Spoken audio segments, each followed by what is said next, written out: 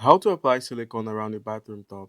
Alright guys, so your first step would be to gather your tools and materials. So start by getting everything ready before you begin. You're going to need a silicone sealant, a caulking gun, utility knife, masking tape, and a cloth or paper towel.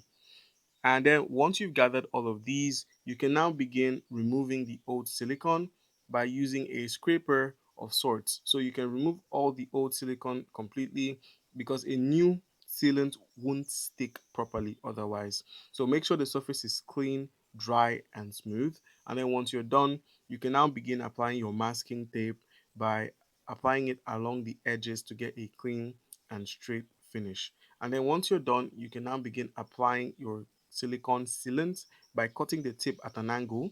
So you can now load the tube into the caulking gun and then apply a smooth spread along the top edge that is in beads. And then once you're done there, you can now smooth the sealant out with a caulking gun or your finger to just smooth it out evenly. And then once you're done, just simply remove the tape and allow it to cure. And once it's done, you could just allow it cure for like 24 hours and you can now make use of your tub. All right.